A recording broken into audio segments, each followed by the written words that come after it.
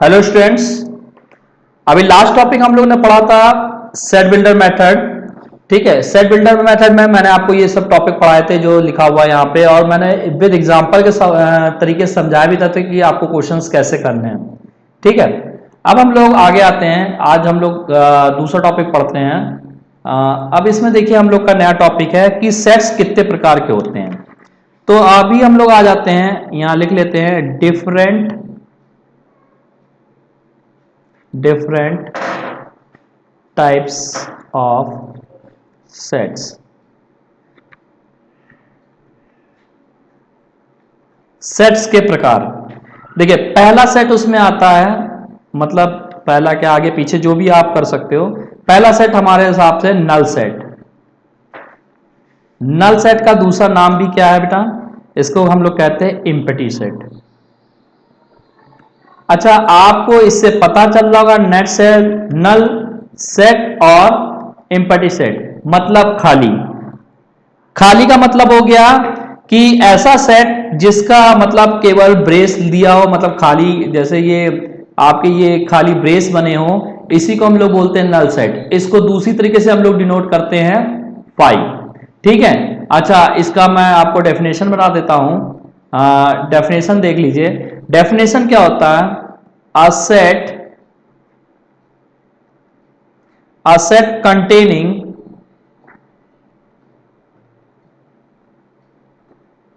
containing no element मतलब कोई भी एलिमेंट नहीं होना चाहिए, इज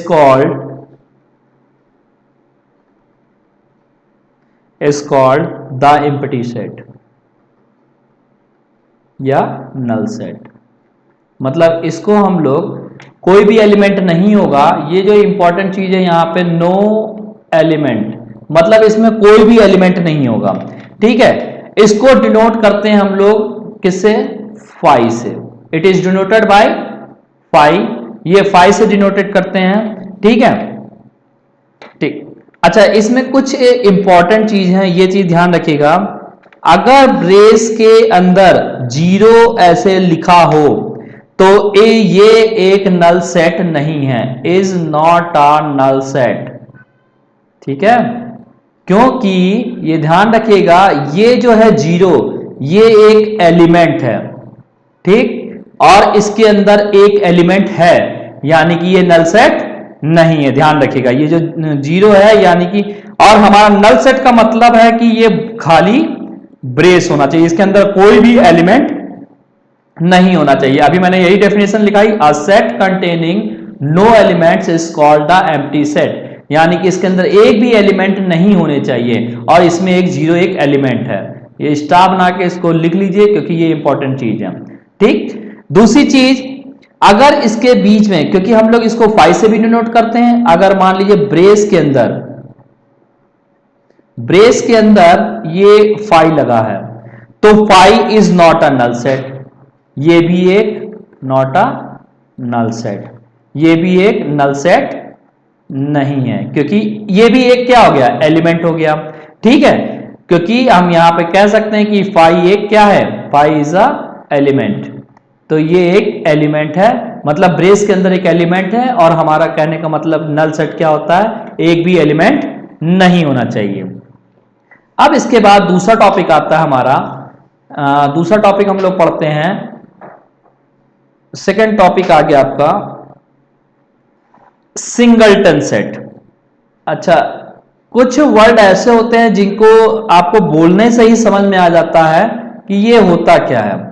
ठीक है, सिंगलटन, सिंगलटन का मतलब क्या हो गया बेटा, कि एक एलिमेंट, सिंगल मतलब एक एलिमेंट, यानी कि हम कह सकते हैं, अगर इसकी डेफिनेशन लिखें, a set containing only one element is called singleton set. ठीक, अब यहां पे बात करते हैं अच्छा, यहां पे बात करते हैं जैसे कि इसको रिप्रेजेंट कैसे करते हैं। मान लीजिए इस ब्रेस के अंदर एक हमने एक ये लिखा है ए, तो ये क्या है, एक एलिमेंट है, तो यही एक सिंगल एलिमेंट है, तो ये हो गया हमारा सिंगलटन। ठीक, एक एलिमेंट है, ये एलिमेंट है। इसको हटा दीजिए, यहां पे आप लिख लीजिए ये एलिमेंट है, वन एलिमेंट, वन एलिमेंट। तो मतलब हो गया एक एलिमेंट है, तो मतलब ये क्या हो गया, सिंगलटन सेट। ठीक है। अच्छा, अभी हम लोगों ने बात करी थी, अभी ऊपर ये लिखा था मैंने, five is not a null set, लेकिन अगर ये ब्रेस के अंदर एक फाइव लिखा है तो ये क्या बन जाएगा बेटा, is a singleton set. Clear बात, सिंगलटन सेट, तो ये हमारा क्या हो जाएगा, सिंगलटन सेट। क्लियर बात। इसके बाद आते हैं हम लोग नेक्स्ट टॉपिक। नेक्स्ट टॉपिक की बात करते हैं, हमारा आता है तीसरा टॉपिक है फाइनाइट एंड इनफाइनाइट सेट।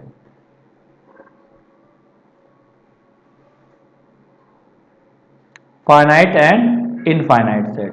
अच्छा, आपको बात सही लग रहा है कि फाइनाइट का मतलब होगा किसी चीज की लिमिट और इनफाइनाइट का मतलब अनलिमिटेड। अब बात करते हैं, मैं ऐसा कहिए डायरेक्ट मैं आपको एग्जांपल से समझाता हूं तो ज्यादा अच्छे से समझ में आएगा। जैसे कि मान लीजिए मैंने एक सेट दिया गया, सेट दिया ए बराबर 1 2 3 4 5, तो ये एक लिमिट है, मतलब 1 से लेके 5 तक एक लिमिट दे रखी है, यानी कि ये क्या हो गया, ये एक फाइनाइट सेट है। ठीक है। अच्छा, एक एग्जांपल और समझते हैं, A B C D E F G H I J, ये पूरे टोटल होते हैं 26 लेटर। क्या आप उसमें अल्फाबेट में क्या कोई और लेटर ऐड कर सकते हैं, नहीं, क्योंकि टोटल 26 लेटर होते हैं, है ना, 26 लेटर होते हैं। और ये बात मान के चलिए कि अगर अल्फाबेट में 26 लेटर होते हैं तो इनकी एक लिमिटेशन है, up so on X Y Z, ये एक इनकी लिमिटेशन है। तो ये इसमें टोटल 26 लेटर के बाद हम कोई 27 लेटर ऐड नहीं कर सकते, इस वजह से ये भी एक फाइनाइट सेट कहलाएगा। बात क्लियर। तो ये हो गया हमारा फाइनाइट सेट। अब आते हैं और एग्जांपल अगर समझते हैं, जैसे कि set of all month in a year, set of all month in a year, यानी कि अगर मंथ की बात करते हैं, जनवरी फरवरी मार्च अप्रैल मई जून जुलाई अगस्त सितंबर अक्टूबर नवंबर दिसंबर, क्या दिसंबर या जनवरी या बाकी और मंथ के बीच में आप कोई और ऐड कर सकते हैं, नहीं ऐड कर सकते हैं। तो इनकी भी एक लिमिटेशन है बेटा, Jan Feb up so on December लिख लिया हमने, यानी कि इसमें भी 12 मंथ आएंगे। ठीक है, 12 मंथ के बाद आप 13 मंथ ऐड नहीं कर सकते, तो ये भी एक लिमिटेशन है। तो ये भी क्या हुई हमारी बेटा, फाइनाइट सेट। बात क्लियर। तो ये बात हुई हमारी फाइनाइट सेट की।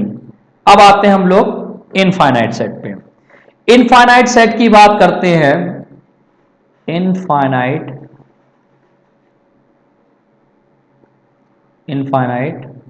सेट। तो इनफाइनाइट सेट क्या होता है, इनफाइनाइट सेट में एक एग्जांपल समझ लीजिए, सीधे सीधे बात कर रहा है, सेट ऑफ नेचुरल नंबर्स,